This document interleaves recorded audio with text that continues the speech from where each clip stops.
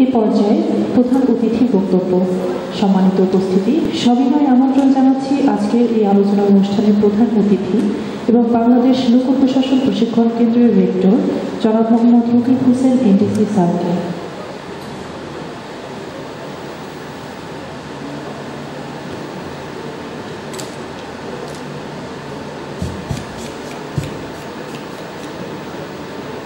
আসসালামু আলাইকুম। আজকের এই বিশেষ আয়োজনের শুরুতে আমি সবার কাছে ক্ষমা প্রার্থনা করছি। আমি একটু পরে অনুষ্ঠানে যোগদান করেছি। এখানে আমাদের মাননীয় মুক্তিযুদ্ধ বিষয়ক মন্ত্রণালয়ের মাননীয় মন্ত্রী এবং সচিব, আমাদের গৃহায়ণ গণপূর্ত মন্ত্রণালয়ের কর্মকর্তাবৃন্দ এবং মাননীয় প্রতিমন্ত্রী ছিলেন। তো ওনাদেরকে আমার সকালে এসছেন এবং আমাদের ভারতের মাননীয় প্রধানমন্ত্রী মান্যবর প্রধানমন্ত্রী আসবেন, ওনাকে রিসিভ করার জন্য ওনারা যাবেন। এই জন্য আপনাদের তৈরি হয়েছে। এই জন্য আমি সকলের কাছে প্রথমেই অ্যাপলজি চাচ্ছি। শুরুতেই আমি আজকে এই অনুষ্ঠানের সভাপতি কেন্দ্রের এমডিএস সৈয়দ মিজানুর রহমান এনডিসি মঞ্চে উপবিষ্ট আমাদের সকলেরই প্রিয় বরেণ্য কথাসাহিত্যিক, শ্রোতাভাজন ব্যক্তিত্ব এবং আমাদের দুই প্রজন্মের মনে করি যে একজন সাক্ষী, যার মাধ্যমে আমরা ইতিহাসের পূর্বতন অধ্যায় এবং বর্তমান রূপ আমরা জানতে পারি। সেলিনা হোসেন, বঙ্গবন্ধু চেয়ার, মঞ্চ উপবিষ্ট এমডিএস পিএনএস প্রোগ্রামিং স্টাডিজ জনাব আবু মমতাজ সাদুদ্দিন আহমেদ, মঞ্চে উপবিষ্ট এমডিএস রিসার্চ অ্যান্ড কনসালটেন্সি জনাব ডক্টর শাহ মোহাম্মদ সানাউল হক, আমার সামনে উপবিষ্ট ফ্যাকাল্টিবৃন্দ, আমাদের সিনিয়র স্টাফ কোর্সের সকল প্রশিক্ষণার্থী, এসসিটি কোর্সের প্রশিক্ষণার্থীবৃন্দ, এফটিসি স্পেশাল এফটিসি অন্যান্য কোর্সের প্রশিক্ষণার্থীবৃন্দ এবং বিপিটিসি সকল পর্যায়ের সহকর্মী, আমাদের স্কুল ও কলেজের শিক্ষার্থী ভাই বোনেরা। এই বিজয় দিবস, আমাদের স্বাধীনতা দিবসের প্রথম ক্ষণে আমি আপনাদের প্রথমেই যে শ্রদ্ধা আমাদেরকে জানাতে হবে সেটা হলো যে সর্বকালের সর্বশ্রেষ্ঠ বাঙালি জাতির পিতা বঙ্গবন্ধু শেখ মুজিবুর রহমান। আমরা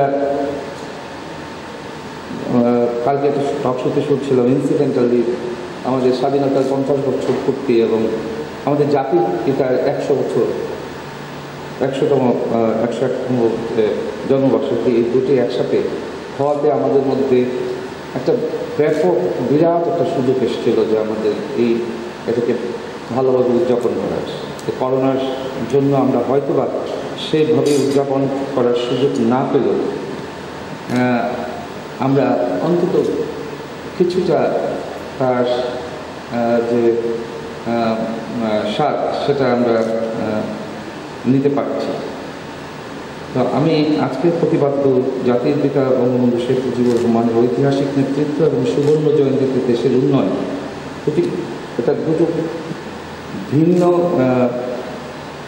সময়ের বিষয়কে একসাথে এনে আজকে প্রতিপাদ্যটি করা হয়েছে, কিন্তু অত্যন্ত সময়োপযোগী।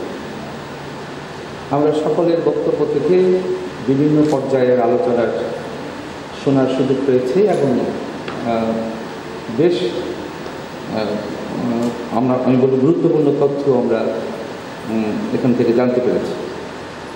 আমি শুধু একটি বিষয়ে এখানে অবতারণা করব। প্রথম হলো ঐতিহাসিক নেতৃত্ব জাতির পিতার।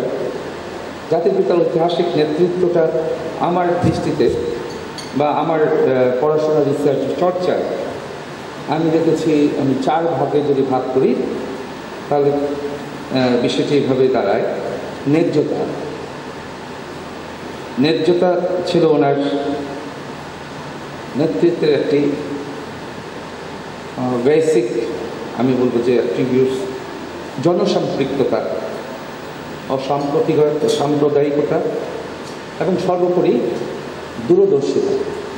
দূরদর্শিতাকে আমি ট্রান্সলেট করি হয়ে ভিশন, এবং জাতির পিতার দূরদর্শিতাকে আমি এইভাবেই রূপায়িত করেছি, ভিশন টু ইনফিনিটি। অর্থাৎ জাতির পিতার যে ভিশন, দূরদর্শিতা, সেই দূরদর্শিতা ছিল তার 48-এর আগেরও দূরদর্শিতা ছিল, যে দেশ স্বাধীন হচ্ছে, ভাগ হচ্ছে, কিন্তু আমরা পরাধীন থেকে যাই। তারপরে তার এই দূরদর্শিতা বিভিন্ন পর্যায়ে, রাজনৈতিক দূরদর্শিতা, নির্বাচনে যেতেও ক্ষমতা গ্রহণ না করার দূরদর্শিতা, পরবর্তীতে দেশ পুনর্গঠনের দূরদর্শিতা, 1300 দিনের মাত্র সামান্য কয়েক দিনের শাসনে তার দূরদর্শিতা, সেখান থেকে আমরা নিয়ে আমরা ভিশন 2021, ভিশন 2041 এবং আমরা পরবর্তীতে ডেল্টা প্ল্যান পর্যন্ত আমরা যেতে পেরেছি 2100 সাল পর্যন্ত। এই জন্য আমি জাতির পিতার দূরদর্শিতাকে বলছি ভিশন টু ইনফিনিটি। 2100 সালেও জাতির পিতার সেই ভিশন থাকবে, আরও 100 বছরের জন্য ভিশন থাকবে, সেখানে জাতির পিতাকে আমরা অনুসরণ করব। দ্বিতীয় পার্ট যেটা আছে, যেটা সুবর্ণ জয়ন্তীতে দেশের উন্নয়ন, আমাদের প্রধান আলোচক, আমরা পরম শ্রদ্ধেয় শ্রদ্ধাভাজন কথা সাহিত্যিক সালিনা হাসান চমৎকারভাবে সব কিছুগুলাকে, অনেকের সকলের বক্তব্য এসছে, উনি বলেছেন যে আমরা এখন কোন পর্যায়ে আছি। তা আমি সেটাকে আর রিপিট করব না, শুধু দুই একটা কথা বলে আমি এটা শেষ করতে চাই। সেটা হলো যে ভুট্টোর কথা বলা হয়েছে, যে ভুট্টোর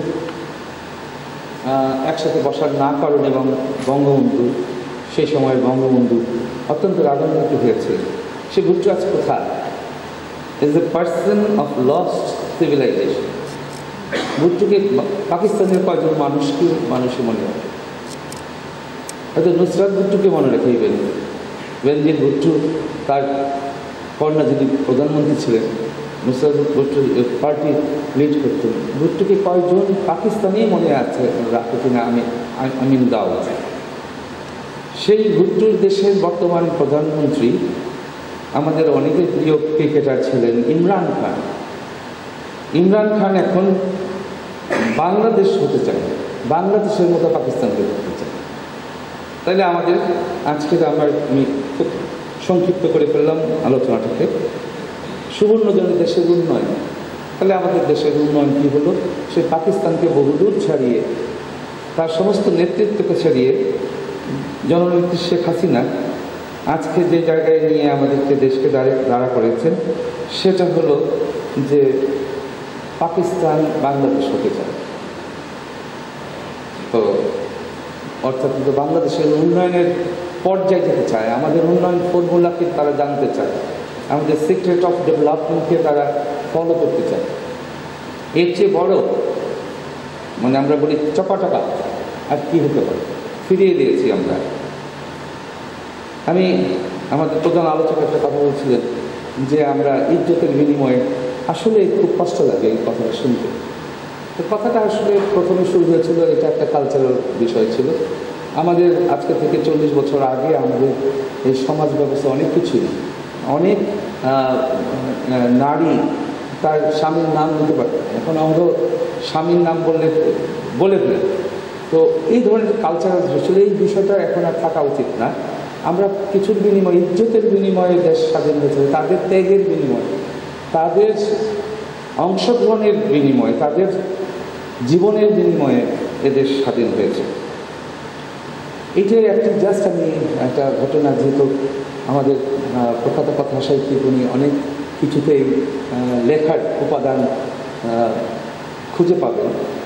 আমি 96 সালে জাপান যাই ইয়থ ফ্রেন্ডশিপ প্রোগ্রামের একটা অংশ হিসেবে। তো জাপানে যাওয়ার পরে জাপান থেকে আমাদেরকে হোক্কাইডোতে, টোকিও থেকে আমরা 1 মাস ছিলাম। তো হোক্কাইডোতে যাওয়ার পরে শুনলাম যে আমরা যে সেন্টারে যাচ্ছিলাম সেখানে 2 জন মহিলা আমাদের জন্য অপেক্ষা করছে। আমরা 20 জন বাংলাদেশের সিভিল সার্ভেন্ট ছিলাম। তো দুইজন মহিলা তো ধরে নিয়েছি, বাঙালি কেউ হয়তো ওখানে বসে আছেন এবং তারা কাউকে পাচ্ছেন না ওই সময় 96 সালে। তা আমরা নামার পরে দেখুন গভীর আগ্রহে তারা আমাদেরকে বললো যে আমরা বাঙালি। একজন বললো আমি বাংলাদেশ থেকে আসছি, কাউকে দেখি না, বাঙালি পাচ্ছি না, বহুদিন ধরে আপনাদের আসবেন শুনে। এর মধ্যে একজন পাকিস্তানি পেলাম, একজন বাঙালি মহিলা আর একজন পাকিস্তানি। তো উনি কয়েকদিন পরে বললেন যে আমি স্বাধীনতার গল্প শুনতে চাই। তা আমি তাকে বললাম যে আমাদের মধ্যে আমরা 85 ব্যাচেরই 11 জন ছিলাম 20 জনের মধ্যে, আমাদের মুখ্য সচিব মহোদয় ছিলেন। তো টিমটা খুব ভাইব্রেন্ট। তো আমাকে বলা হলো টিমের মধ্যে যে তুমি এই গল্পটা তাকে বলো। তা আমি তাকে বললাম, উনি আমাদেরকে খাওয়ালেন দাওয়ালেন। আমি বললাম যে আপনাকে একটা বিষয় বলতে হবে, সেটা হলো যে আমি আনকন্ডিশনাল ক্ষমা চেতে পারি। স্বাধীনতার গল্প বলবো, কিন্তু আনকন্ডিশনাল ক্ষমা চেতে হবে যে স্বাধীনতার যুদ্ধে যা হয়েছে আমি যা বলছি তা সত্য, এটা বিশ্বাস করে আনকন্ডিশনাল ক্ষমা চাবো। কেন আনকন্ডিশনাল ক্ষমা চাবো জানেন? আপনি একজন নারী, এবং এই গল্পটাই বললাম যে আমাদের কত নারী ত্যাগের বিনিময় এবং তৎকালীন যে পশ্চিম পাকিস্তান এবং তার দেশ পাকিস্তানের কিছু মিসক্রেন্ট বা খারাপ সেনা সদস্য দ্বারা কীভাবে অত্যাচারিত হয়েছে, সেই গল্প যদি আপনাকে শুনতে হয় তাহলে আনকন্ডিশনাল ক্ষমা চাইতে। উনি ক্ষমা চাইলেন, 2 দিন সময় নিলেন, আরেক দিন ডাকলেন, আবার বসলাম। উনি বললেন যে এটা আমি না জেনে না শুনে কী হবে, তুমি বলো তারপরে আমি ক্ষমা চাই। আমি বললাম যে না, আমি তোমার কাছ থেকে তুমি ক্ষমা চাবো, তারপরে আমি তোমাকে বলবো। আর তোমাকে আমি বলেছি যে নারী অত্যাচারিত হয়েছে, সুতরাং তোমাকে এটা বিশ্বাস করতে হবে। আমাদের নারী সদস্যদের সামনে আমরা বলছি যে যাই উনি আনকন্ডিশনাল ক্ষমা চাইবে। এটা আমার জীবনে একটা বড় অর্জন যে আমি ওই বয়সে কোনো একটা বিদেশির সাথে কথা বলতে গিয়ে নেগোসিয়েট করতে গিয়ে, যেটা এখন আমার কাছে আমার এই দেশপ্রেমটা আসে, সে আনকন্ডিশনাল ক্ষমা চাইবে। তাকে জিজ্ঞেস করলাম কেন তুমি আমাদের দেশের গল্প শুনতে চাও? বললো আমার পিতা পূর্ব পাকিস্তানে চাকরি করেছে সারা জীবন, খুলনা অঞ্চলে ফরেস্ট ওই এরিয়াতে ছিলেন, সারাক্ষণ সে বাংলাদেশ তো সে বাংলাদেশ সম্পর্কে জানতে চায়। যখন শুনেছে যে বাংলাদেশি একজন আমার সাথে আছে, তো তার কাছ থেকে বাংলাদেশের গল্প শুনতে চেয়েছিল। সে অতটা বিশেষ বলতে পারছো না, তোমরা সিনিয়র, তুমি বলো। আমি তাকে যখন বাংলাদেশের গল্প শোনাচ্ছিলাম, তখন সেই ভদ্রমহিলা 2 চোখ দিয়ে পানি গড়িয়ে গড়িয়ে পড়ছে। তখন আমার কাছে মনে হয়েছিল সত্যি আমাদের সেলিনা হোসেন ম্যাডাম যে গল্প বললেন যে স্বামীর জীবন ভিক্ষাও উনি চাননি বিধবা হবে জেনে, নারীরা সেরকম একটা শক্তির অধিকার। আজকে সকালেও টকশোতে শুনছিলাম নারীর ক্ষমতায় পুরুষের হাত দুটি শক্ত থাকে, নারীর পা দুটি শক্ত।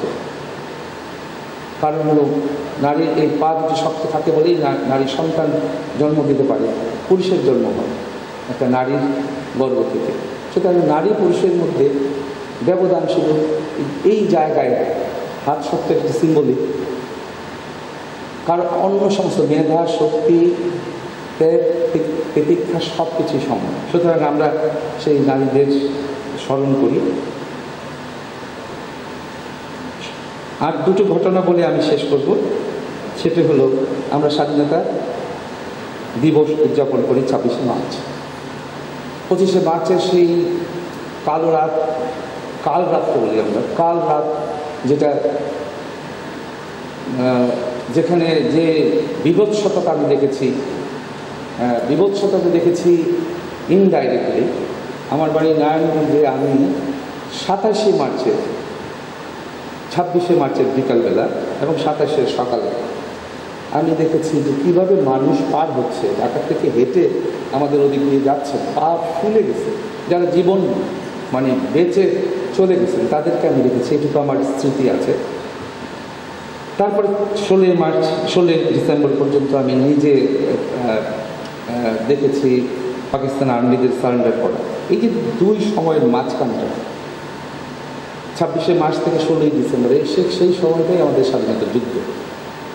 আসলে বিজয় দিবসটাই আমাদের জন্য বেশি আনন্দের ছিল যে আমরা বিজয় কিন্তু স্বাধীনতা দিবসটা বেশি ইম্পর্টেন্ট, কারণ সেই জায়গায় আমরা শুরু করেছি, আমরা প্রতিবাদ করেছি, শুরু করেছি, মরেছি, কিন্তু আমরা পরাজিত হইনি। এই মাঝখানের ইতিহাস আমার সামনে যারা আছেন, আমরা হয়তো হাতে গোনা 10-12 জন আছে এখানে যারা সেই সময়কার স্মৃতি আছে। অনেকেই ওই সময় আরও বেশি ছোটো ছিলাম, ক্লাস 5-এ পড়তাম, এই জন্য আমার স্মৃতিটা আরও বেশি প্রখর। আপা হয়তো আরও অনেক কিছু দেখেছেন। তা আমি লক্ষ্য করে দেখেছি এখানে হার্ডলি 12-14 জন আছেন যারা আমরা স্বাধীনতা যুদ্ধের ওই সময় বিষয়গুলো এখনও স্মৃতিতে তেমন প্রখরতা দিচ্ছে। তা আমি দুটো ঘটনা বলেই আমার বক্তব্য শেষ করবো, যেহেতু আমাদের সাংস্কৃতিক অনুষ্ঠান আছে। অস্ট্রেলিয়াতে এনজাক ডে হয়, আপনারা অনেকে অস্ট্রেলিয়ান। এনজাক ডে হয়, সেখানে এনজাক ডেতে দ্য ওয়ার অফ গ্যালোপলি একটা ফিল্ম দেখানো হয়। তো ফিল্ম দেখাচ্ছে কীভাবে অস্ট্রেলিয়ান ফ্রান্সের যে সমুদ্র একটা জায়গাতে অস্ট্রেলিয়ান সোলজাররা মারা গিয়েছে যুদ্ধ করতে গিয়ে, দ্বিতীয় বিশ্বযুদ্ধে। তারা অনেকে অজরে কাঁদছে। আমি ওই ফিল্মটা দেখার সময় আমি চলে গেলাম 26-27 মার্চ থেকে শুরু করে 16 ডিসেম্বর। আমি আমার দেশের, আমার নিজের স্মৃতিতে চলে গেলাম যে আমি কিভাবে আমরা ওই সময় ছিলাম। দ্বিতীয় ঘটনা হলো ডেনমার্ক এবং জার্মানির মাঝখানে একটা শহর আছে ফ্ল্যান্সবার্গ। আমি কিছুদিন ডেনমার্কে ছিলাম, সে সুবাদে ফ্ল্যান্সবার্গটা ঠিক কোনোদিন ডেনমার্কে যায়, কোনোদিন যেহেতু ইয়েতে জার্মানিতে। তো ফ্ল্যান্সবার্গে আমরা বাজার করতে যেতাম। ফ্ল্যান্সবার্গ বর্ডারের কাছে একটা মিউজিয়ামের মতো আছে যেখানে ওয়ারটাকে ডেমনস্ট্রেট করে। সেই ওয়ারটা দেখাতে নিয়ে গেলো। আমি সারাদিন একটা জায়গায় একটা বেঞ্চের মধ্যে বসে বসে সবাই ডেমনস্ট্রেশন দেখছে, কিন্তু আমি দেখছি আমাদের দেশের স্বাধীনতার যুদ্ধের এই সময়ে আমি কোথায় ছিলাম, কোথায় গিয়েছি, আমরা নোটও করছিলাম, স্মৃতিচারণ করছিলাম। আমি এই কথাগুলো কেন বললাম, আমার এই প্রজন্মে যে আমার সহকর্মীবৃন্দ, তাদেরকে আমি স্মৃতিতে চলে যেতে পারি, বিকজ আমি ওই সময়ের সন্তান, আমার স্মৃতিতে কিছু ধারণ করা আছে। সুতরাং স্মৃতিচারণ করতে গেলে আমার ওই স্মৃতিতে ফিরে গিয়ে আমি নিজেকে ম্যাচ করতে পারি। তোমাদের স্মৃতিকে ধারণ করতে হবে চর্চা, শিক্ষা, বিভিন্ন ধরনের ডকুমেন্টারি ফিল্ম, বিভিন্ন ধরনের অনেক বই বেরিয়েছে ইতিমধ্যে। বোধ হয় আমার মনে হয় এই মুজিব বসু উপলক্ষে আমি 100-র বেশি বই পড়ে ফেলেছি এই 1 বছরে। তো তোমাদের প্রচুর পড়তে হবে, জানতে হবে, এবং এই জানলে, পড়লে, বুঝলেই নিজেই বুঝতে পারবা যে আমাদের কী করতে হবে, পরবর্তী প্রজন্মের দায়িত্বটা কী। আমি এটুকু বলেই আজকে শেষ করব, এবং শুধু এটুকুই একটাই বলবো, যেহেতু নেতৃত্বের বিষয় আছে। আজকে একটা আমাদের মুখ্য আলোচক বঙ্গবন্ধু চেয়ারের একটি বই আজকে আমরা উন্মোচন করব এখনই। সেই বইটি মুজিব বর্ষ সচিবালয় এবং আমাদের সকল ফ্যাকাল্টি মেম্বারদের অনুপ্রেরণায় কোভিডকালীন সময়ে বঙ্গবন্ধু চেয়ারকে আমরা কষ্ট দিয়ে 10টি জাতির পিতার উপরে 10 দিক নিয়ে 10টি লেখা প্রবন্ধ উনি লিখেছেন, সেগুলো বই আকারে আমরা সংকলিত করেছি, যেটা আমাদের জন্য একটা বড় পাওয়া। কারণ একই সাথে এরকম বিষয়ভিত্তিক কিছু প্রবন্ধ আমরা পেয়ে যাচ্ছি, এবং বইটি সংকলনটি আমি মনে করি একটা পিএটিসি একটা ডকুমেন্ট হিসেবে বিবেচিত হবে।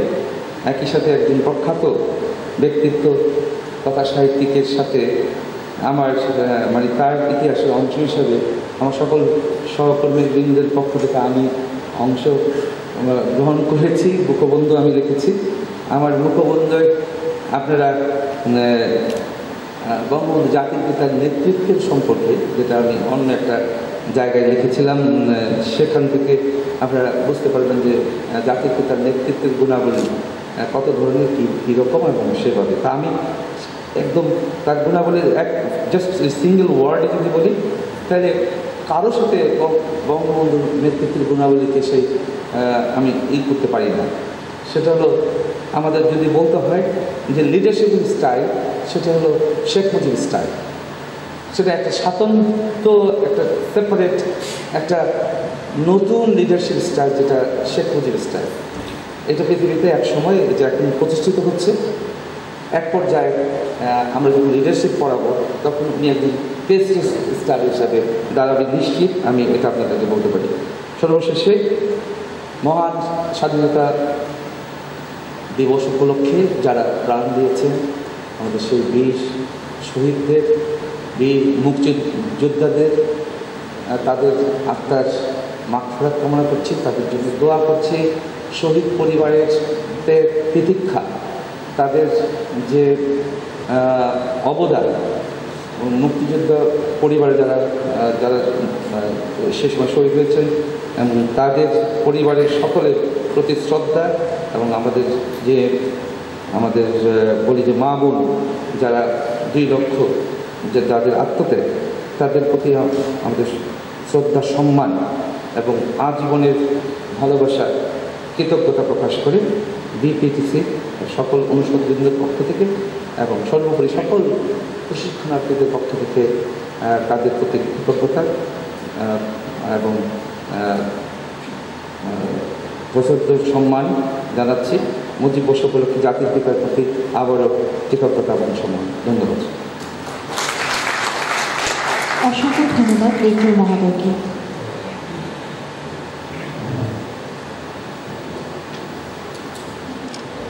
সম্মানিত উপস্থিতি, এই পর্যায়ে থাকছে বঙ্গবন্ধু চেয়ার ও প্রখ্যাত সাহিত্যিক জনাব সেলিনা হোসেন রচিত বঙ্গবন্ধুর রাজনৈতিক ও কর্মজীবনের উপর নির্বাচিত প্রবন্ধ সংকলনের মোড়ক উন্মোচন। আমি মঞ্চে উপবিষ্ট সম্মানিত অতিথিদের অনুরোধ করছি বঙ্গবন্ধু চেয়ার ও প্রখ্যাত সাহিত্যিক জনাব সেলিনা হোসেন রচিত বঙ্গবন্ধুর রাজনৈতিক ও কর্মজীবনের উপর নির্বাচিত প্রবন্ধ সংকলনের মোড়ক উন্মোচন করার জন্য।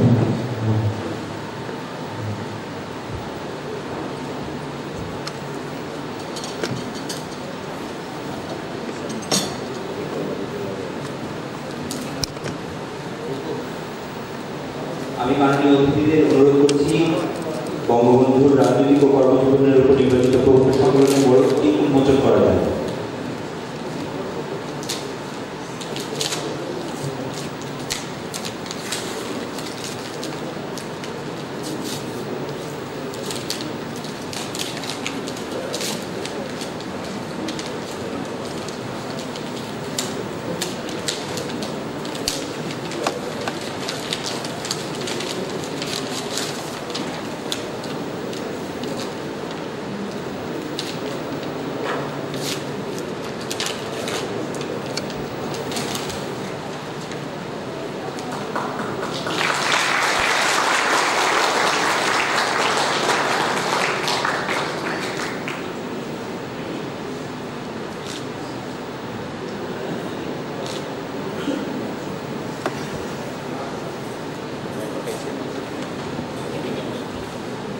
আমি আন্তরিক কৃতজ্ঞতা জ্ঞাপন করছি মঞ্চবিশিষ্ট অতিথিবৃন্দকে বঙ্গবন্ধুর রাজনৈতিক ও কর্মজীবনের উপর নির্বাচিত প্রবন্ধ সংকলনের মোড়কটি উন্মোচন করার জন্য। সম্মানিত সুধীবৃন্দ, এখন আজকের অনুষ্ঠানে সমাপনী বক্তব্য রাখবেন আজকের আলোচনা সভার সভাপতি জনাব সৈয়দ মিজানুর রহমান, এনডিপি, এমবিএ, প্রকল্প।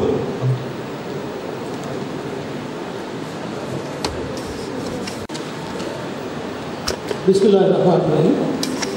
জাতির পিতা বঙ্গবন্ধু শেখ মুজিবুর রহমানের ঐতিহাসিক নেতৃত্ব এবং সুবর্ণ জয়ন্তীতে দেশের উন্নয়ন শীর্ষক আজকের এই মহতী আলোচনা অনুষ্ঠানে সম্মানিত প্রধান অতিথি জনাব মোহাম্মদ রকিব হোসেন,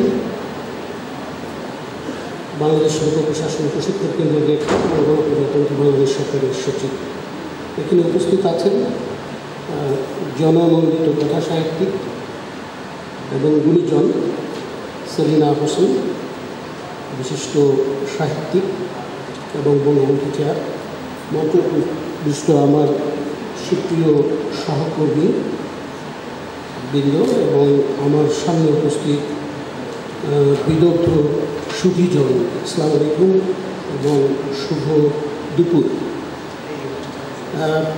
আমরা জানি যে আত্মা, সত্য এবং সুন্দর এর কোনো মৃত্যু নেই। এটি অবিনাশী, এটির শুধুমাত্র রূপান্তর ঘটে। আমাদের জাতির পিতা বঙ্গবন্ধু শেখ মুজিবুর রহমান, তিনি মৃত্যুঞ্জয়। তার আসলে মৃত্যু হয়নি, রূপান্তর ঘটেছে। আমরা যেটাকে মৃত্যু বলছি, সেই মৃত্যু আসলে তার হয়নি। বঙ্গবন্ধু জীবনে অনেকবার মৃত্যুকে আলিঙ্গন করতে চেয়েছিলেন এবং তিনি মৃত্যুকে জয় করেছেন। সেজন্যই শহীদ বঙ্গবন্ধু বা মৃত্যু বঙ্গবন্ধু আরও বেশি তেজদীপ্ত, আরও বেশি সজীব এবং তিনি আমাদের মাঝে সেজন্যে জীবিত হয়েই ধরা দিচ্ছেন এবং তাকে আমরা আজও স্মরণ করছি এবং তার স্বপ্নকে আমরা বাস্তবায়ন করছি, তার স্বপ্ন নিয়ে আমরা এগিয়ে যাচ্ছি।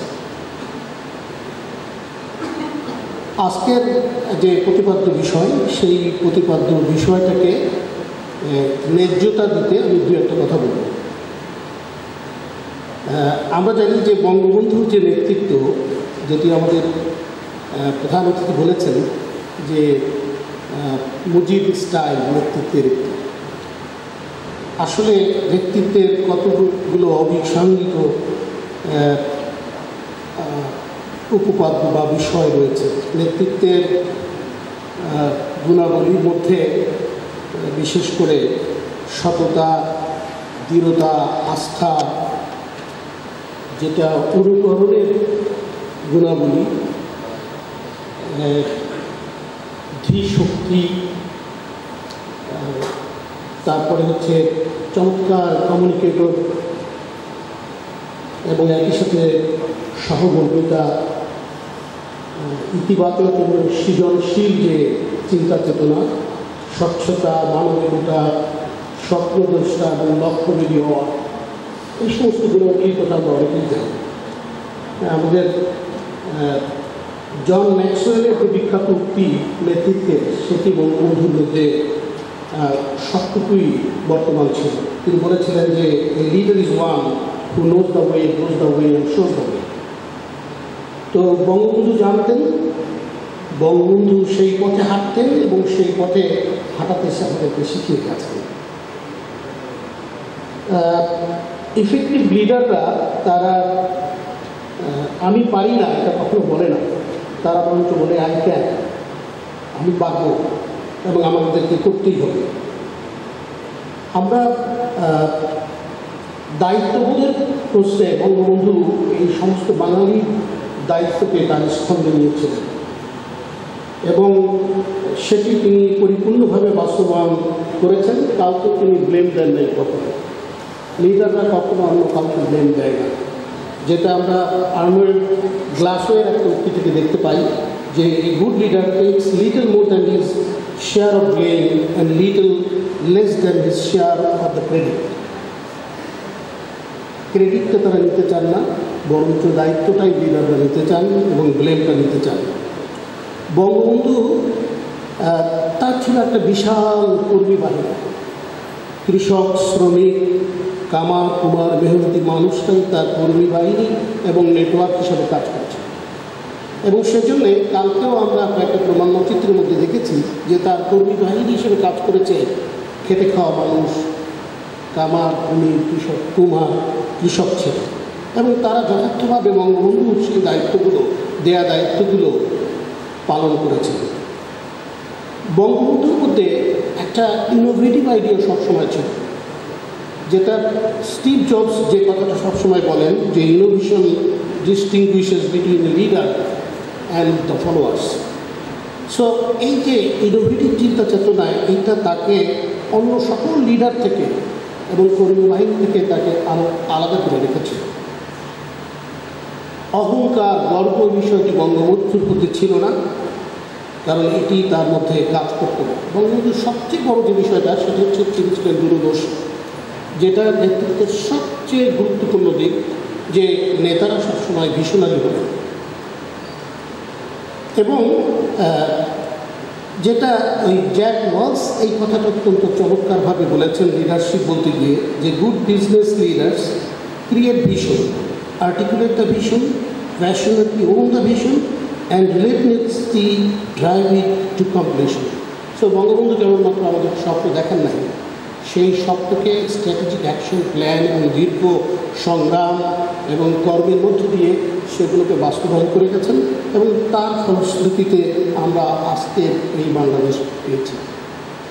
তিনি মাত্র 3.5 বছর শাসন ক্ষমতায় ছিলেন, কিন্তু সেই 3.5 বছরের শাসনকালটি ছিল বাংলাদেশের জন্য একটি সোনালী এবং গৌরবোজ্জ্বল সময়।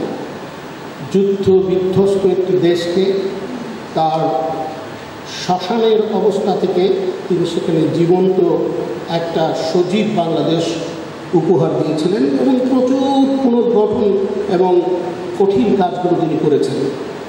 তিনি এই যুদ্ধ বিধ্বস্ত বাংলাদেশকে একটা সোনার বাংলায় পরিণত করার জন্য প্রথমেই সংবিধান প্রণয়ন করেন, এবং তার দীর্ঘদিনের যে চেতনা, সেটা সংবিধানের যে মূল মন্ত্র সেখানে তিনি দিয়ে গেছেন, যেটি বাঙালি জাতীয়তাবাদ, যেটি আমাদের শোষিত বঞ্চিত মানুষের গণতন্ত্র, যেটি সাম্যের সমাজতন্ত্র, যেটি ধর্মনিরপেক্ষতা, আজন্ম লালিততার স্বপ্ন, সকল ধর্মের মানুষের যে সহস্থান এই 1000 বছরের এই বঙ্গীয় উপত্যকায়, সেটি তিনি প্রতিষ্ঠিত করে গেছেন। কিসিঞ্জার যে অসত্য কথাটি বলেছিলেন যে এ বটমলেস বাস্কেট, কারণ আমি সত্যিকারভাবেই মনে প্রাণে বিশ্বাস করি যে কিসিঞ্জার বাংলাদেশকে কটাক্ষ করে অসত্য কথাটি বলেছিলেন। এই বঙ্গীয় উপত্যকা, পদ্মা মেঘনা বিধৌত এই বাংলাদেশ কখনোই এটি বটমলেস ছিল না। এর ছিল অহংকার। যে পর্যটকরা, ঐতিহাসিক পর্যটকরা এই অঞ্চল যারা ভ্রমণ করেছেন, আপনারা সবাই ইতিহাস জানেন যে তারা এই অঞ্চলকে শ্যামল শস্য ভাণ্ডার এবং এই অঞ্চলের মানুষের মধ্যে সুখ শান্তি বিরাজিত ছিল সেটি বলেছেন। সুতরাং এটা কখনোই তলাবিহীন জুড়ি ছিল না, বরং আমরা শিকার হয়েছিলাম বৈষম্যের, শোষণ এবং বঞ্চনার। সেই 1000 বছরের শোষণ বঞ্চনা থেকে বঙ্গবন্ধু আমাদেরকে উদ্ধার করেছেন, এই বাঙালি জাতিকে উদ্ধার করেছেন, এবং যে বাংলার মুখ মলিন ছিল সেই মলিন বাংলাকে তিনি হাসি ফুটিয়েছেন। আজকের অনুষ্ঠানের মুখ্য আলোচক চমৎকার করে একটা কথা বলেছেন, যেটি আমার কানে এখনও বাজছে। সেটি হচ্ছে যে বঙ্গবন্ধুর শেষ নিঃশ্বাস বাংলাদেশের বসন্ত বিলাস।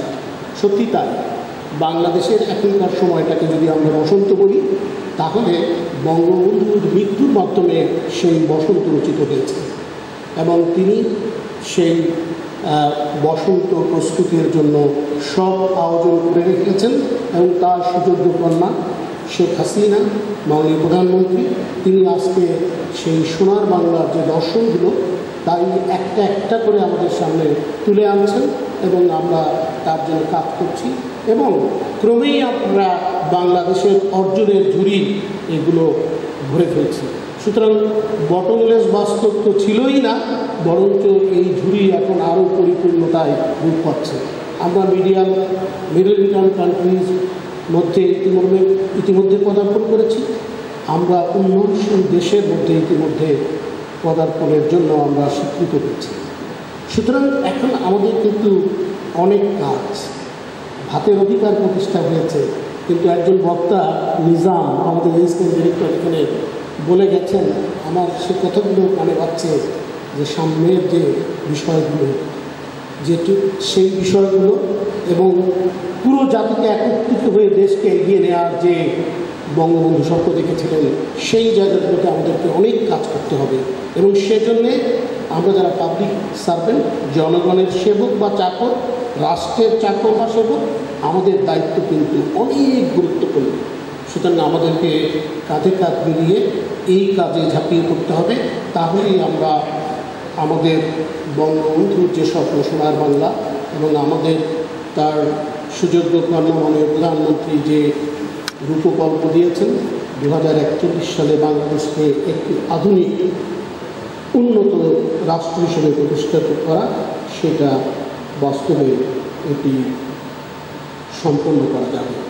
আমি সেই প্রত্যাশা রেখে এবং আজকের এই অনুষ্ঠানে আমাদের মুখ্য আলোচক অত্যন্ত কষ্ট করে এসেছেন এবং তার অত্যন্ত গুরুত্বপূর্ণ বক্তব্য রাখছেন, সেজন্য তার প্রতি বিনম্র শ্রদ্ধা এবং কৃতজ্ঞতা প্রকাশ করছি। রেক্টর মহোদয়ের প্রতি কৃতজ্ঞতা প্রকাশ করছি এরকম একটি অনুষ্ঠান আয়োজনের জন্য, এবং আপনারা যারা এই অনুষ্ঠানকে বিভিন্নভাবে সহযোগিতা দিয়ে এটাকে সুন্দর করেছেন, সেজন্য আপনাদের প্রতি আমার বিনম্র শ্রদ্ধা এবং কৃতজ্ঞতা জানিয়ে বাংলাদেশের উত্তর উন্নতি কামনা করে আমার বক্তব্য শেষ করছি। ধন্যবাদ সবাইকে। বাংলাদেশ চিরজীবী হোক। ধন্যবাদ জনাব সৈয়দ মিজানুর রহমান এনডিসি স্যার। সভাপতি মহোদয়ের অনুমতিক্রমে আজকের এই অনুষ্ঠানের সমাপ্তি ঘোষণা করছি এবং সে সাথে সকলের সুস্বাস্থ্য ও মঙ্গল কামনা করছি।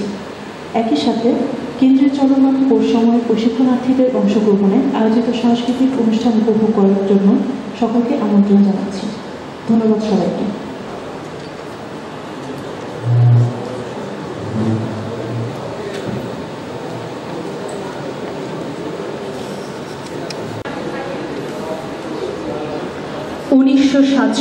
সাল দেশ বিভাগের পর থেকেই পূর্ব বাংলার উপর চলে পশ্চিম পাকিস্তানিদের ঔপনিবেশিক শাসন।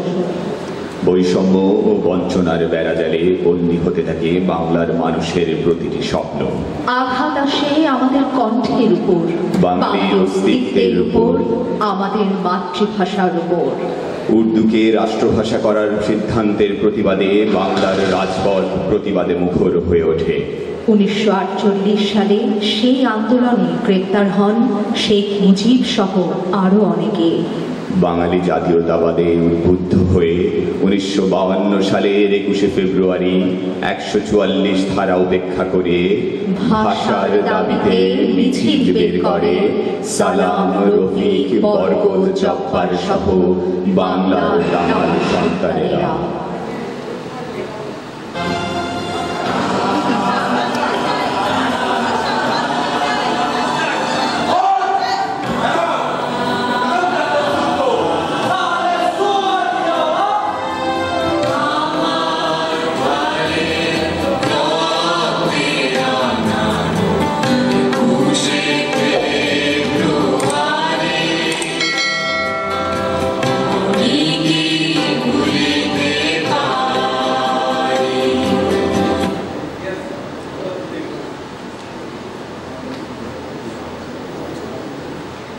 শেখ মুজিব তখনও বঙ্গবন্ধু হয়ে ওঠেননি, তবে তার কঠোর নেতৃত্বগুণ বর্ষিয়ান নেতাদের নজর এড়ায়নি।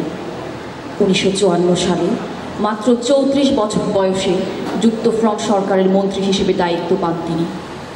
পশ্চিম পাকিস্তানিদের ষড়যন্ত্রে বাঙালি অবাঙালিদের মধ্যে দাঙ্গা বাঁধিয়ে দেওয়া হয় কলকারখানায়। রাজনীতি আর ক্ষমতার মায়া ছেড়ে অসাম্প্রদায়িক মুজিব আবির্ভূত হন স্বভাবসুলভ মানবিক নেতৃত্ব গুণে। নিজের জীবনের মায়া তুচ্ছ করে আলমজি জুট মিলসে ছুটে যান মানুষের জীবন বাঁচাতে। দাঙ্গা নিরসনে নেতৃত্ব দেন সামনে থেকে। 62-এর শিক্ষা আন্দোলনেও অজন্ম মুজিবের দেখা মেলে রাজনৈতিক পটে অগ্রণী ভূমিকায়। আন্দোলনে উত্তেলিত হয়ে ওঠে বাংলার ছাত্র জনতা।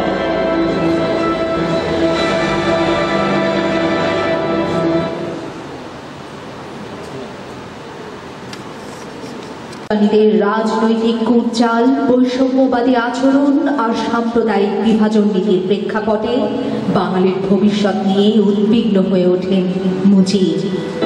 শতবিনিদ্র রজনী পার করেন বাঙালির স্বাধিকার আন্দোলনের পরিকল্পনায়। নিপীড়িত বাঙালির মুক্তির সনদে রূপরেখা এঁকে ফেলেন মুজিব। প্রণয়ন করেন অনবদ্য 6 দফা।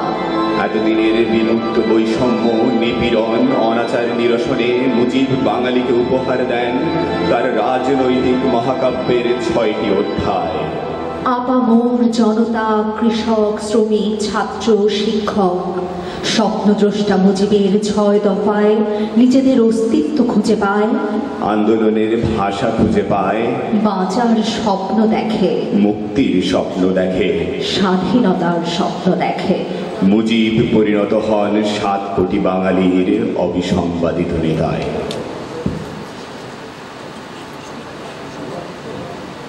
বাঙালিদের উপর নির্মম অত্যাচার ও নিপীড়নের বিরুদ্ধে শেখ মুজিব ছিলেন অপ্রতিরোধ্য এক কণ্ঠস্বর। অপ্রতিরোধ্য মুজিবকে দাবাতে গোয়েন্দা তথ্য আর আইনি ষড়যন্ত্রে আশ্রয় নেয় পাকিস্তানি শাসক গোষ্ঠী। আগরতলা ষড়যন্ত্র মামলায় আসামি করা হয় শেখ মুজিব সহ আরও 34 জন নেতাকে। কারাবন্দী হন মুজিব, গোপনে চলতে থাকে ফাঁসির ট্রায়াল। মুক্তির মন্ত্রে দীক্ষিত বাংলার জনগণ গড়ে তোলে তীব্র আন্দোলন, জন আন্দোলন, গণ আন্দোলন, গণ অভ্যুত্থান। জনতার দাবির কাছে মুখ থুবড়ে পড়ে পাকিস্তানি ষড়যন্ত্র। কারামুক্ত হন শেখ মুজিব। ত্যাগ, তিতিক্ষার, আত্মোৎসর্গের অনন্য মিশেলে মুজিব হয়ে ওঠেন বঙ্গবন্ধু, বাঙালির মুক্তির দিশারি, আশা আর ভরসার কেন্দ্রস্থল।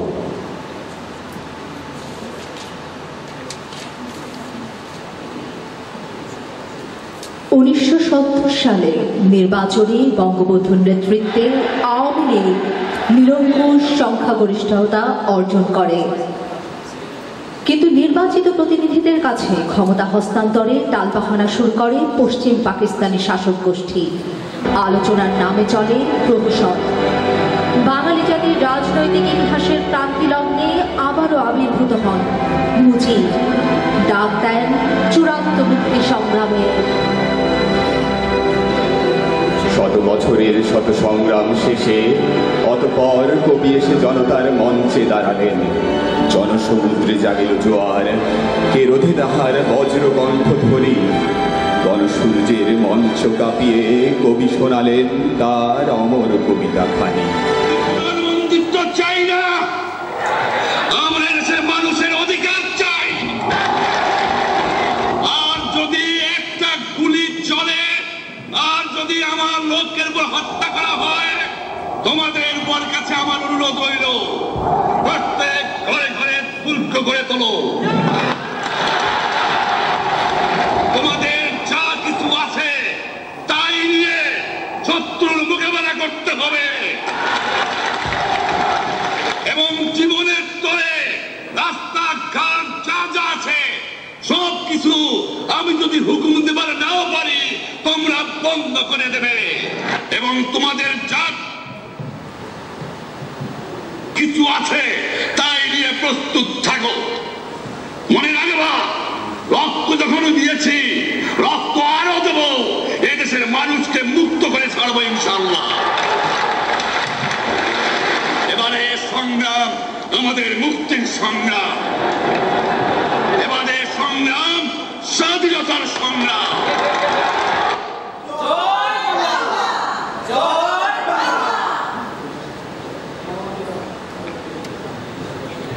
বাঙালি জাতির জন্য অপেক্ষা করছিল এক ভয়াবহ কাল রাত। পাকিস্তানি শাসক গোষ্ঠী বাঙালিদের স্বাধীনতার স্বপ্ন চিরতরে নস্যাৎ করে দেওয়ার জন্য রচনা করে ইতিহাসের জঘন্যতম গণহত্যার অধ্যায় অপারেশন সার্চলাইট। নিরীহ, নিরস্ত্র, নিরপরাধ বাঙালিদের উপর শুরু হয় নির্বিচার হত্যাযজ্ঞ।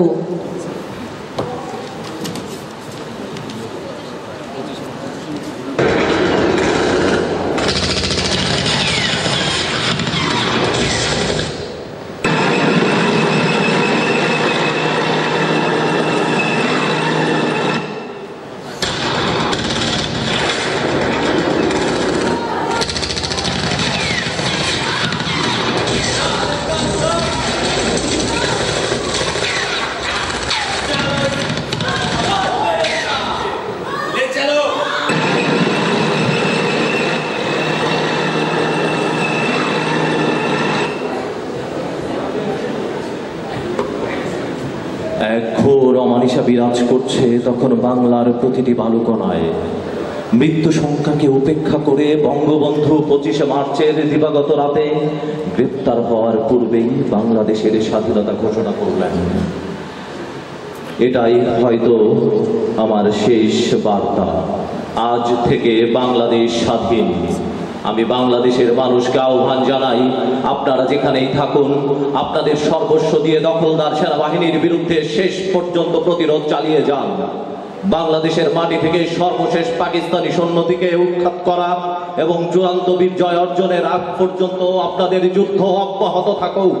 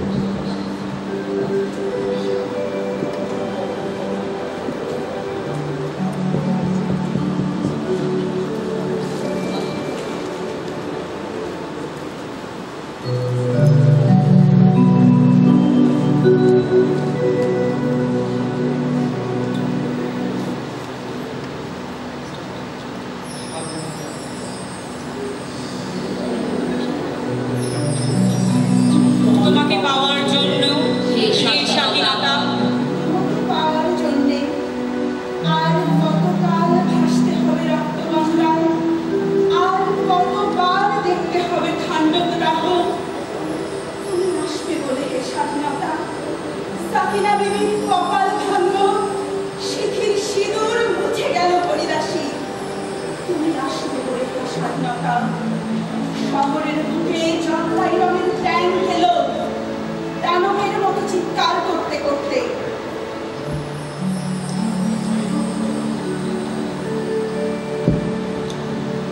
তুমি আসবে বলে হে স্বাধীনতা, ছাত্রাবাস বস্তি উজাড় হলো, রিকোয়েললেস রাইফেল আর মেশিন গান খই ফোটালো যত্রতত্র। তুমি আসবে বলে ছাই হলো গ্রামের পর গ্রাম। তুমি আসবে বলে বিধ্বস্ত পাড়ায় প্রভুর বাস্তু ভিটার ভগ্নস্তূপে দাঁড়িয়ে এক টানা আর্তনাদ করলো একটা কুকুর। তুমি আসবে বলে হে স্বাধীনতা, অবুঝ শিশু হামাগুড়ি দিল পিতামাতার লাশের উপর। স্বাধীনতা, তোমার জন্যে ধুরধুরে এক বুড়ো উদাস দাওয়ায় বসে আছে, তার চোখের নিচে অপরাহ্নের দুর্বল আলোর ঝিলিক, বাতাসে নড়ছে চুল। স্বাধীনতা, তোমার জন্যে মোল্লাবাড়ির এক বিধবা দাঁড়িয়ে আছে, নরমরে খুঁটি ধরে দগ্ধ ঘরের। স্বাধীনতা, তোমার জন্যে হাড্ডিসার এক অনাথ কিশোরী শূন্য থালা হাতে বসে আছে পথের ধারে। তোমার জন্যে সগির আলী শাহবাজপুরের সেই জওয়ান কৃষক, কেষ্ট দাস জেলেপাড়ার সবচেয়ে সাহসী লোকটা, মতলব মিয়া মেঘনা নদীর দক্ষ মাঝি গাজী গাজী বলে যে নৌকা চালায় উদ্দাম নদীতে, রুস্তম শেখ ঢাকার রিকশাওয়ালা, যার ফুসফুস এখন পোকার দখলে।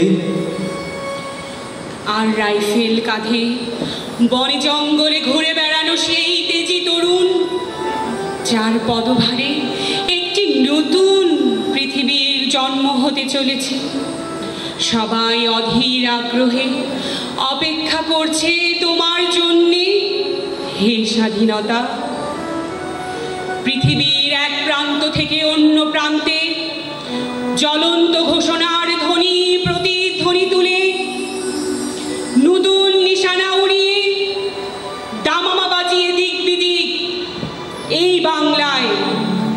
তোমাকে আসতেই হবে হে স্বাধীনতা।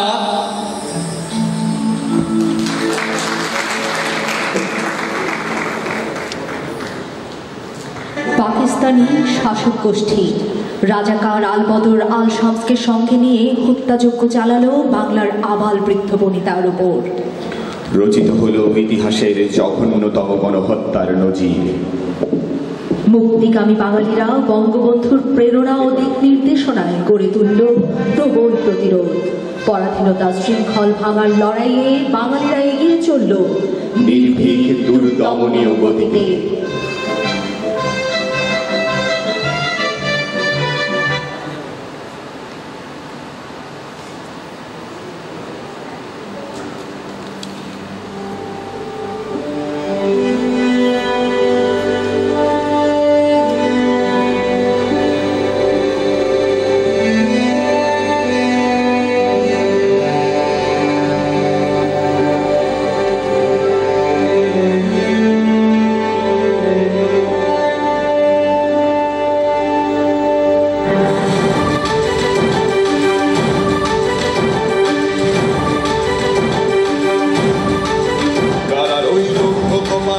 ভেঙে ফেল করলে লোপাট রক্ত জমাট শিকল যার পাষাণ বেদি। কারা রইল কপাট ভেঙে ফেল করলে লোপাট রক্ত জমাট শিকল যার পাষাণ বেদি। ওরে ও তরু নিশান বাজা তোর প্রলয় বিষান বংশ নিশান প্রাচীর প্রাচীর বেদি। ওরে ও তরু নিশান বাজা তোর প্রলয় বিষান বংশ নিশান প্রাচীর প্রাচীর বেদি। কারা রইল কপাট ভেঙে ফেল করলে লোপাট রক্ত জমাট শিকল যার পাষাণ বেদি।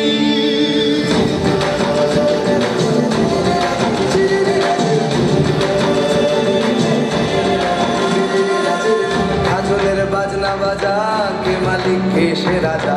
গাজনের বাজনা বাজা কে মালিক কে সে রাজা। কে দেয় সাজা মুক্ত স্বাধীন সত্য কেড়ে। কে দেয় সাজা মুক্ত স্বাধীন সত্য কেড়ে। পায় যে হাসি ভগবান করবে ফাঁসি সর্বনাশী শিখায় রে। কারা রইল বাবা ভেঙে ফেল করলে লোপাট রক্ত জমাট শিকল যার পাষাণ বেদি।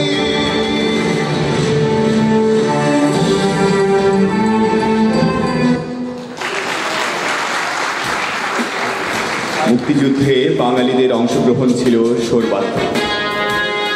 অদম্য বাঙালি যুদ্ধ করেছে অস্ত্রের মাধ্যমে, লেখনী কবিতা গানের মাধ্যমে।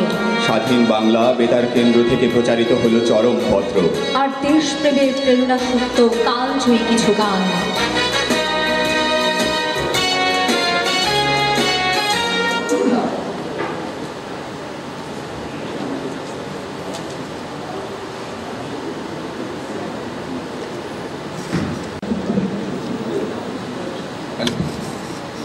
চেক করে নেব।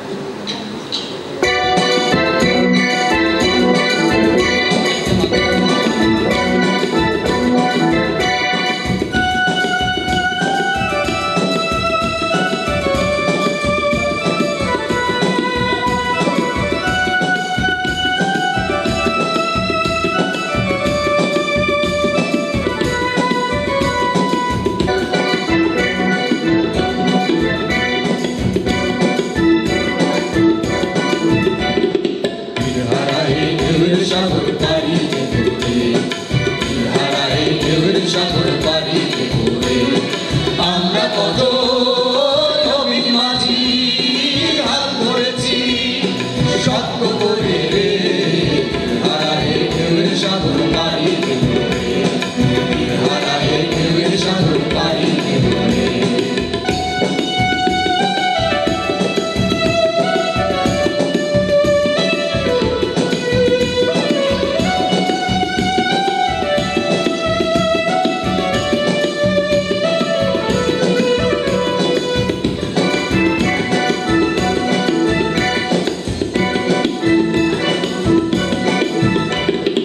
জীবন কাটে যুদ্ধ করে প্রাণের মায়া সাঙ্গ করে জীবনের স্বাদ নাহি পায়। ও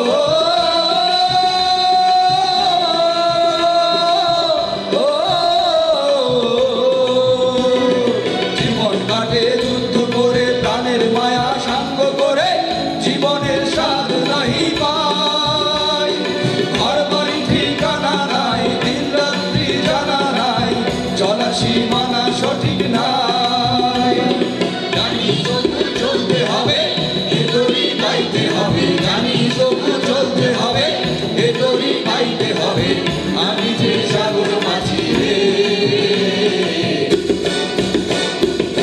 হারাই ঢেউয়ের সাগর পাড়ি দেব রে হারাই ঢেউয়ের সাগর পাড়ি দেব রে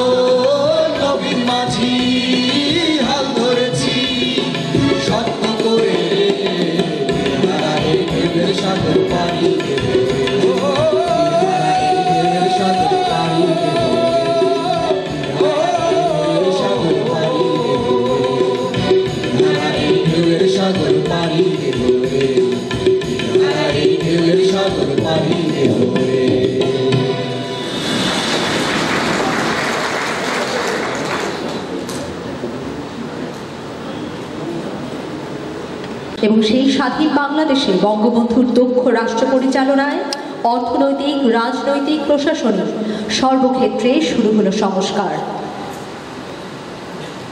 বাংলাদেশ এগিয়ে যেতে থাকলো অদম্য গতিতে। শোনো একটি মুজিবরের থেকে লক্ষ মুজিবরের কণ্ঠে।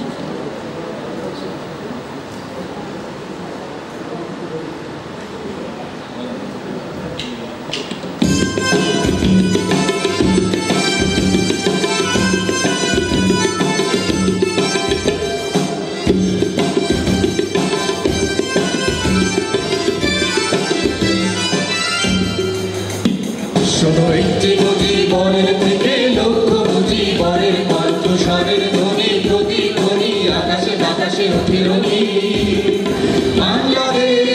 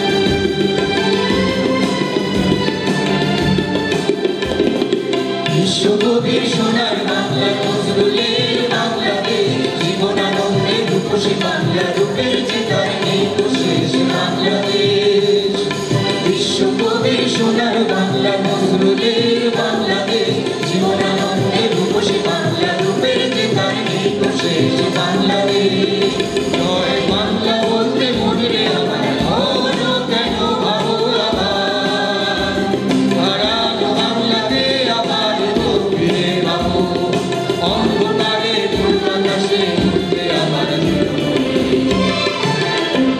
শোনো একটি নদীর পরের দিকে লক্ষ্য নদীর পরের কণ্ঠস্বরের ধ্বনি প্রতিধ্বনি আকাশে বাতাসে উঠে রনি বাংলাদেশ আমার বাংলাদেশ বাংলাদেশ আমার বাংলাদেশ বাংলাদেশ আমার বাংলাদেশ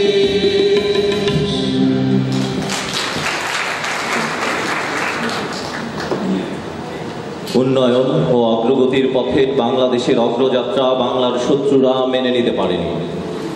বাঙালি জাতির জন্য এলো সব থেকে অভিশপ্ত দিন 15 আগস্ট 1975 সাল। নির্মমভাবে হত্যা করা হলো জাতির পিতা বঙ্গবন্ধু সহ তার পরিবারের 19 জন সদস্যকে। ছোট শিশু রাসেলও মুক্তি পেল না শত্রুর রক্তচক্ষু থেকে। দেশের বাইরে থাকায় শুধু বেঁচে রইলেন বঙ্গবন্ধু কন্যা শেখ হাসিনা ও শেখ রেহানা। বাংলাদেশের উপর নেমে এলো ঘোর অমানিসা, শকুনের কালো থাবা। নানা ঘাত প্রতিঘাত পেরিয়ে দিন বদলের স্বপ্ন নিয়ে ক্ষমতায় এলেন বঙ্গবন্ধু কন্যা বাংলাদেশের মাননীয় প্রধানমন্ত্রী শেখ হাসিনা। ক্ষুধামুক্ত, দারিদ্র্যমুক্ত, সমৃদ্ধ সোনার বাংলা গড়ার দৃঢ় প্রত্যয়ে শেখ হাসিনার নেতৃত্বে বাংলাদেশ আজ বিশ্বের বুকে এক বিস্ময়ের নাম। অপ্রতিরোধ্য অগ্রযাত্রায় এগিয়ে চলছে বাংলাদেশ। আজকের আয়োজনের সর্বশেষ গানটি নিয়ে আসছেন এসিএডি কোর্সের আমাদের একজন স্যার।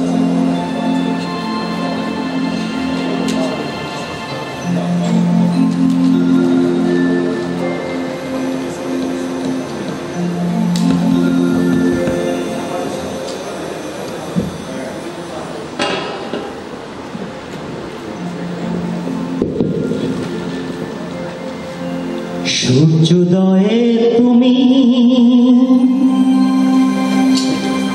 সূর্যাস্তেও তুমি ও আমার বাংলাদেশ প্রিয় জন্মভূমি ও আমার বাংলাদেশ প্রিয় জন্মভূমি।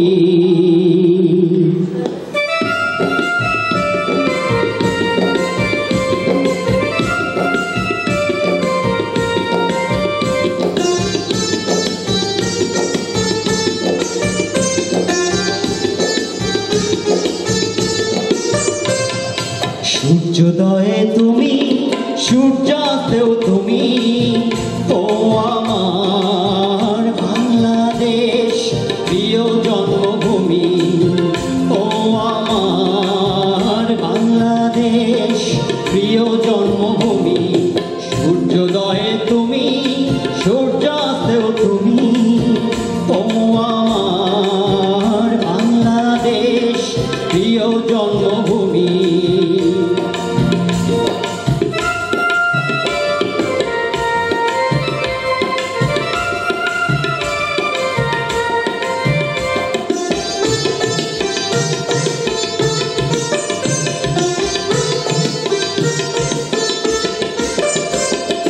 জলশিরি নদী তীরে তোর খুশির কাপড় যেন বাজে ও বাস বনে ফুলে ফুলে তোর মধুর বাসর বুঝি সাজে তোর একতারা হায় করে বাউলা মায় সুরে সুরে। সূর্যোদয়ে তুমি সূর্যাস্তেও তুমি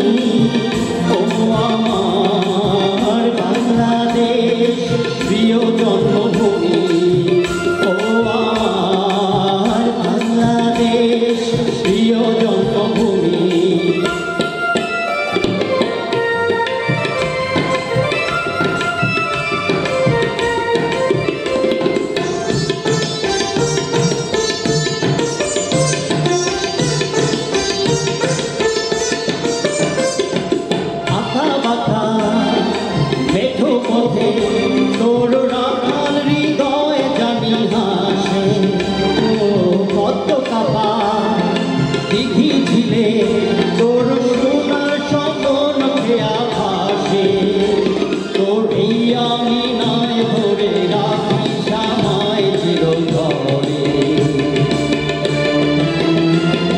সূর্যোদয়ে তুমি সূর্যাস্তেও তুমি ও আমার বাংলাদেশ প্রিয় জন্মভূমি ও আমার বাংলাদেশ প্রিয় জন্মভূমি সূর্যোদয়ে তুমি সূর্যাস্তেও তুমি ও আমার বাংলাদেশ প্রিয় জন্মভূমি ও আমার বাংলাদেশ প্রিয় জন্মভূমি ও আমার বাংলাদেশ প্রিয় জন্মভূমি। অসংখ্য ধন্যবাদ। সম্মানিত উপস্থিতি, সবাইকে জানাই আন্তরিক কৃতজ্ঞতা। খুব অল্প সময়ের প্রস্তুতিতে স্বাধীনতার সুবর্ণ জয়ন্তী ঘিরে আমাদের P71তম বুনিয়াদী প্রশিক্ষণ কোর্সের প্রশিক্ষণার্থীদের এই নিরাভরণ আয়োজনে সক্রিয়ভাবে অংশগ্রহণের জন্য সুন্দর আগামীর প্রত্যাশা সবার জন্য সম্মানিত প্রধান অতিথির অনুমতিক্রমে আমাদের সাংস্কৃতিক অংশ এখানে পরিসমাপ্তি ঘোষণা করছি। ধন্যবাদ সবাইকে আবারও। ছিল আমি একটু কৃতজ্ঞতা স্মরণ করতে চাই। আমি 71তম প্রশিক্ষণ বুনিয়াদী প্রশিক্ষণ কোর্সের একজন প্রশিক্ষণার্থী শেখ মারিফ এবং আমি কালচার কমিটির সভাপতি। তো আমি আমার কালচার কমিটির সকল সদস্য এর সাথে জড়িত আইসিটি কমিটির মেম্বার, আমাদের অডিট কমিটির একজন মেম্বার ছিল, তাদেরকে আমার ধন্যবাদ জ্ঞাপন করছি এবং সাথে সাথে ফ্যাকাল্টি এবং আমাদের সিএমটি যারা ছিলেন আমি আমার আন্তরিক ধন্যবাদ জ্ঞাপন করছি। আরেকটি ঘোষণা ছিল স্যার, বৃক্ষরোপণ কর্মসূচি উদ্বোধন করার জন্য আজকের অনুষ্ঠানের প্রধান অতিথি মোহাম্মদ রকিব হোসেন এনডিসি রেক্টর ও সরকারি সচিব মহোদয়কে বিনীতভাবে অনুরোধ করছি গোলাপ বাগানে যাওয়ার জন্য এবং P71তম বুনিয়াদী কোর্সের প্রশিক্ষণ কোর্সের পরিবেশ কমিটি কর্তৃক আয়োজিত এই আয়োজনে সকল প্রশিক্ষণার্থীকে অংশগ্রহণ করার জন্য অনুরোধ করছি। ধন্যবাদ।